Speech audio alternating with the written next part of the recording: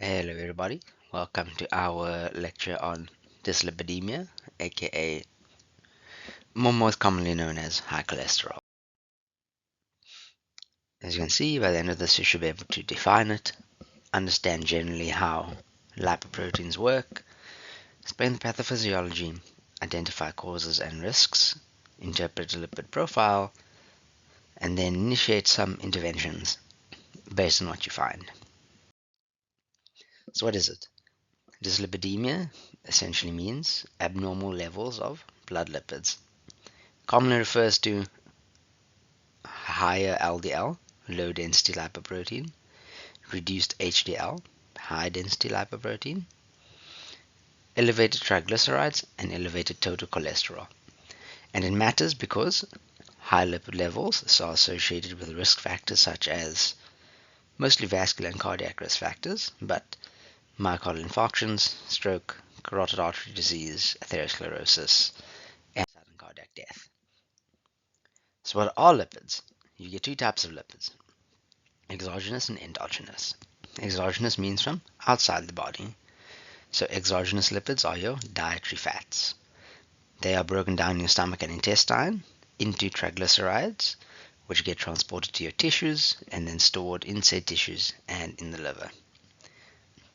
In your endogenous pathway, your liver produces VLDL, which essentially stands for very low density lipoprotein, which carries your triglycerides from your dietary fat. Yeah, and it deposits those LDL and triglycerides into your tissues. So typically, in traditional medicine, you get LDL, which is the quote-unquote bad cholesterol, because it is the one that typically deposits into tissues and vessels and crosses cell membranes. But it in itself is not a problem. It's only a problem if there's an excessive amount, if it is oxidized, and if it gets deposited into arterial walls, i.e. when it forms plaques. Your HDL can't cross cell membranes and can't get deposited into tissues, and it helps bind to excess lipids as it gets removed from the body. So, what is our pathophysiology of atherosclerosis? Atherosclerosis is the main the main risky outcome of dyslipidemia. And it typically occurs by endothelial injury, usually via oxidative stress, inflammation, smoking, high blood pressure. The micro injuries allow a place for the LDL to penetrate the endothelium, which in turn becomes oxidized inside the endothelium, and the oxidization reaction causes an immune reaction. The immune reaction involves your macrophages trying to get rid of your LDL, which in turn forms foam cells, and the foam cells exist as fatty streaks in the arterial wall. Because the endothelium is damaged, your body tries to fix it by trying to regrow the smooth muscle of the endothelial wall. And then to protect it further from damage, you get a fibrous cap that develops over that, which is causing the plaque. However, if you get continued micro traumas to endothelium, the plaque can keep growing in size, which can, under enough stress and enough pressure, can rupture or burst, which releases said fatty streak molecules into the bloodstream, and then those can in turn form an embolus or thrombus, and then can be shot into an organ, causing an MI or a stroke. So what are types of dyslipidemia?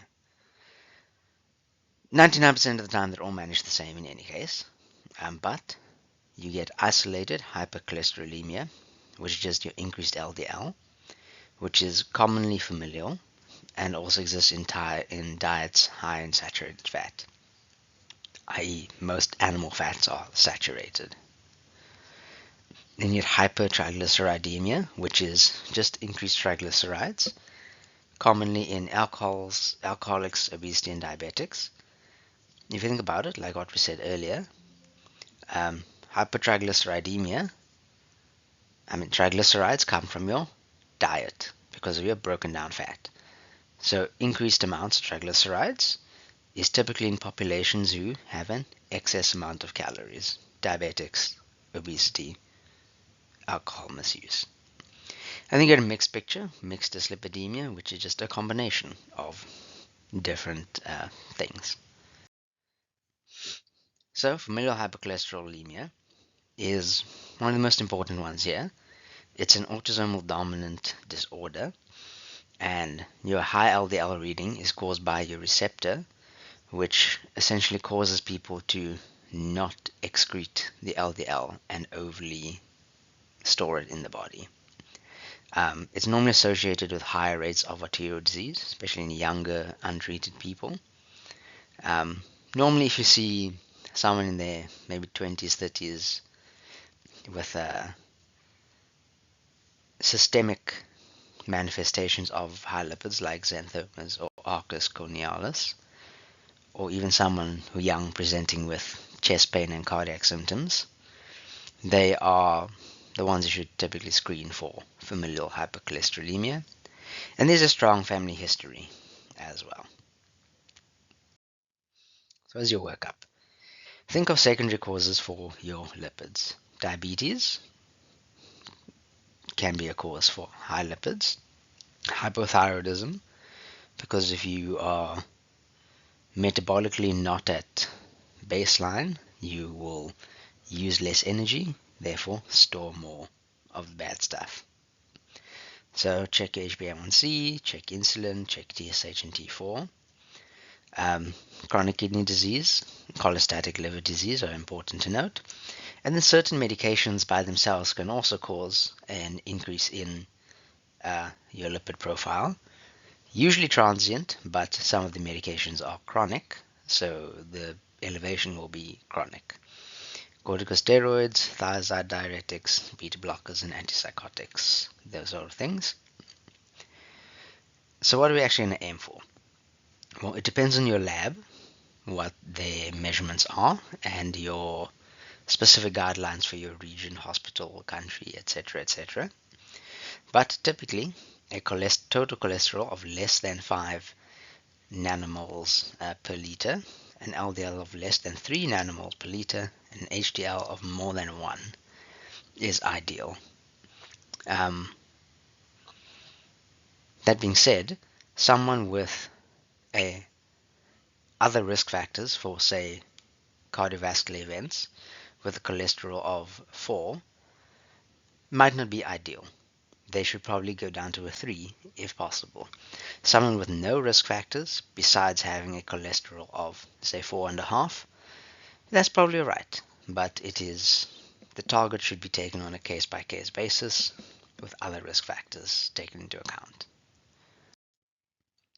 So what's our management? Our base management is going to be lifestyle and diet. So weight loss, 5 to 10% reduction shows a significant change in your lipid panel. Regular exercise, resistance training, and moderate high intensity cardio to burn off excess calories and improve lipid use and glucose use. And then limiting foods high in fats, essentially. So limiting processed foods, limiting things high in excess calories like alcohol, sugary drinks, those are important.